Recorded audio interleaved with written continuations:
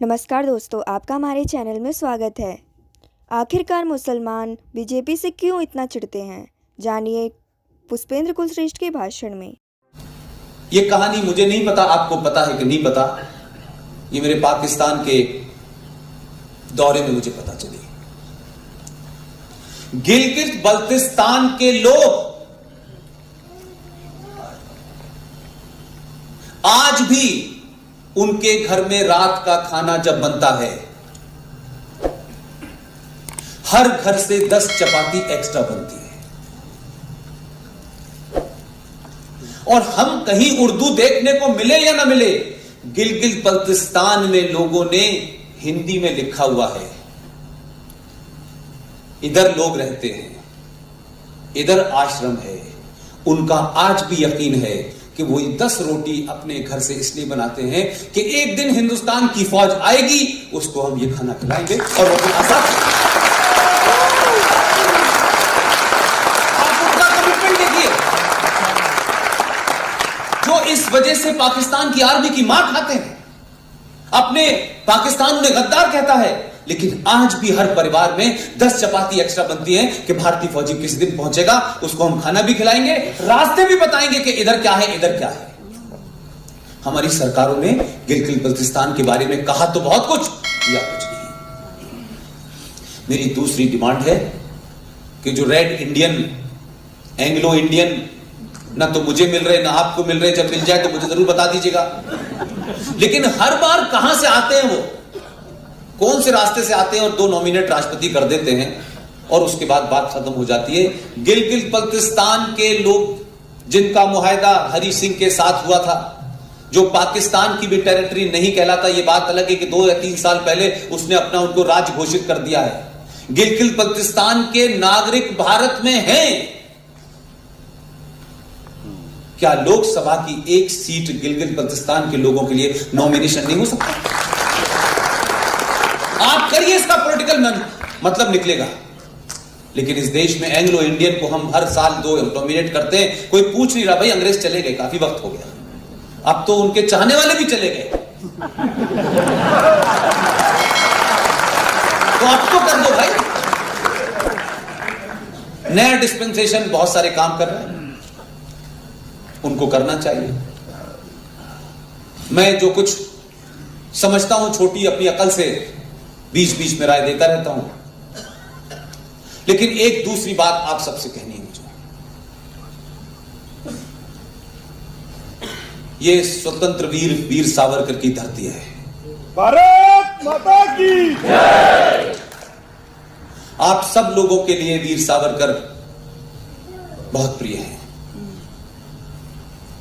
मैं भी कल जब यहां से पहुंचा तो सबसे पहले मैं वहीं गया जहां उनका घर है, जहां वो पैदा हुआ।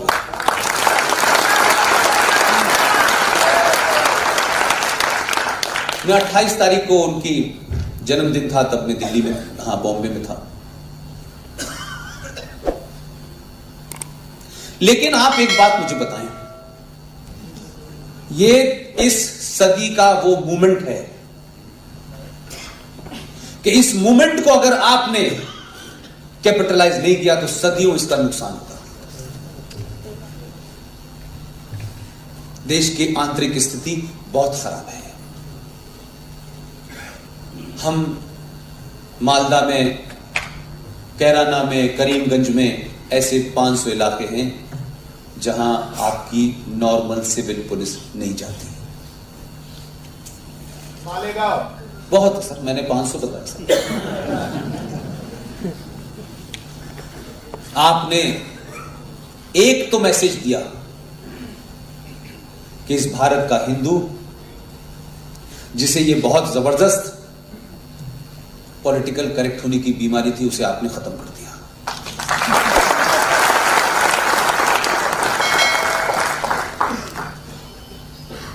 ऐसे नहीं हुआ कि आपका दबाव और इस देश में जो माहौल था, जिन कारणों से था, किसी ने बताया नहीं आपको। आपने महसूस करना शुरू किया और आपने क्या करा, क्योंकि हम बहुत जल्दी, हमारी महानता बहुत जल्दी बाहर निकलती है। अरे नहीं नहीं नहीं, अरे बड़े अच्छे लोग, कोई बात नहीं नहीं नहीं, और जब पता चलता है कि जब यकायक रात में कैराना बन जाता है, जहां आप आज से 7 साल पहले 60% थे, अब वहां 10% रह गए।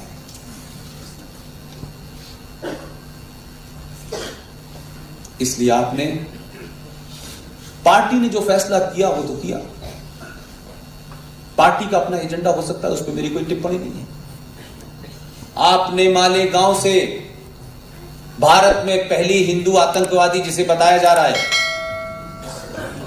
उसको भोपाल से 3.5 लाख वोटों से जिताया।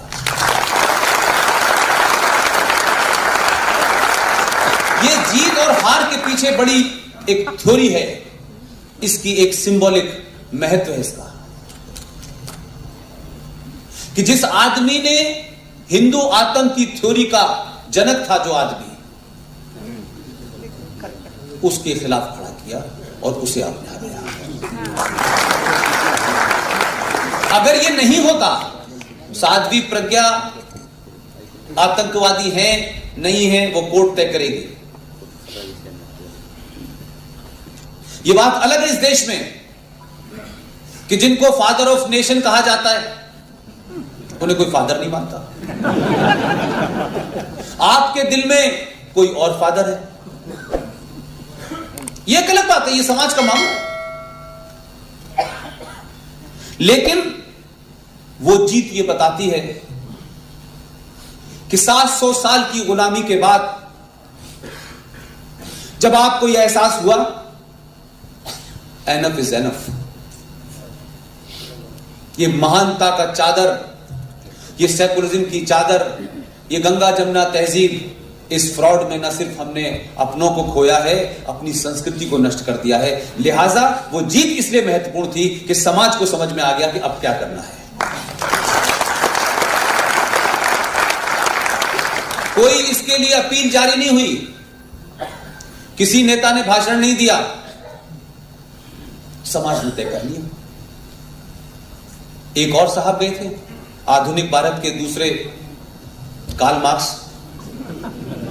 वो बेगूसराय में गए थे।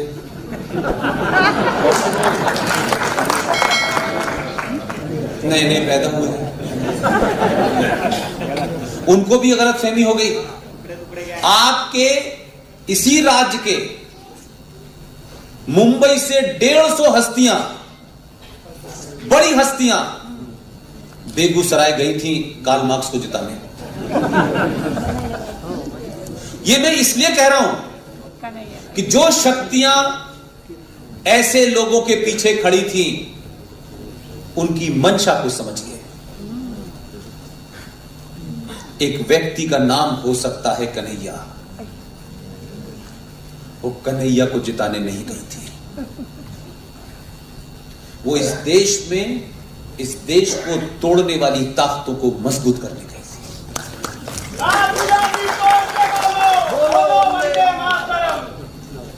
लेकिन मुझे और आरएसएन सिंह साहब को वहां जाने का मौका मिला तो हमने पूरी कोशिश की कि कन्हैया जीत जाए। 150 लोगों में 40 लोग कश्मीर से आए थे, कश्मीर से लोग बेगूसराय आए थे उसे जिताने के लिए। क्या आप इस चीज का अंदाजा नहीं लगा रहे कि ये कौन फोर्सेस थी भाई, जो अपने पैसे रुपए से वहां के एक होटल में ठहर करके उस विचार को जिताना चाहते थे। इसलिए ये 2 रिजल्ट मेरे लिए इस पूरे लोकसभा में बहुत महत्वपूर्ण थे। इसलिए नहीं कि उससे कोई गिनती बढ़ने वाली थी। 100 साल बाद अगर इतिहास लिखा जाता कि भारत में राष्ट्रवाद की धारा बह रही थी, लेकिन उसके बाद भी 2 राष्ट्रद्रोही जीत जाते, इसकी तकलीफ थी मुझे। इसलिए मैं और आरएसएन सिंह दोनों जगह गए। अब लोग कहते हैं हमारी वजह से हार गई, जीत गए। हमने कहा भाई हमारी वजह से नहीं, हम तो ये काम पूरे देश में कर ही रहे थे। अब हमारे कहने से क्या हुआ नहीं हुआ उसका हमको कोई बहुत ज्यादा फर्क पड़ता नहीं। हां, लेकिन हमारी यह कोशिश जरूर थी कि जो मोमेंटम 2014 में आपने बनाया था, और इसको थोड़ी देर के लिए पार्टी के परिप्रेक्ष्य में ना देखें कि यह पार्टी जीत गई, वो पार्टी जीत गई।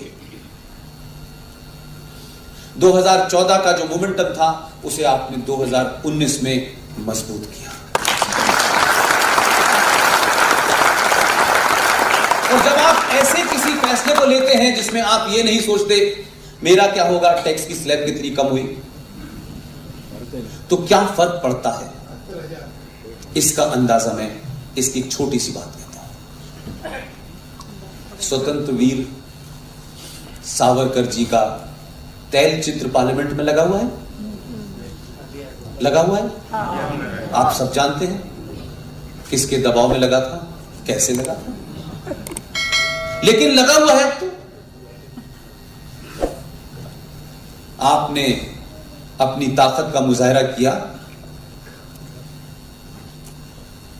तो जो पिछली उनकी जन्मतिथि पुण्यतिथि जितनी भी थी पड़ी थी, कभी आपको ये रूप देखने को मिला कि पार्लियामेंट में उनके तैल चित्र पे पार्लियामेंट के ऑफिशियल फंक्शन में उन पे फूल माला चढ़ाई गई? बताइए, कोई एक नजारा आपको याद हो तो मुझे बताइए। ये बात अलग है कि जिन हालात में गुजराती डॉक्टर को आपने भेजा है, वो कब किडनी निकालनी है, कब एनेस्थीसिया देना है, ये उसके ऊपर छोड़ दीजिए। उसके बावजूद भी ये परंपरा 2014 से शुरू हुई कि वीर सावरकर के चित्र के ऊपर उनकी जन्मतिथि पुण्यतिथि पे बाहर कहीं अलग छोटे से चित्र पे माला चढ़ाते हुए प्रधानमंत्री की तस्वीर आती थी। 2000 के रिजल्ट ने 23 मई को पूरे देश को जो दिखाया, 28 मई को लोकसभा में ऑफिशियल फंक्शन में सावरकर जी के चित्र के ऊपर सबने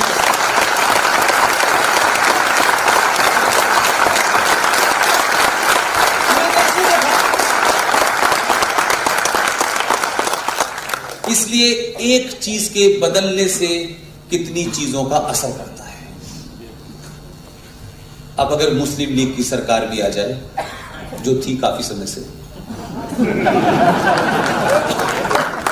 तो भी इस देश में उस ऑफिशियल फंक्शन को अनऑफिशियल कोई नहीं कर पाएगा।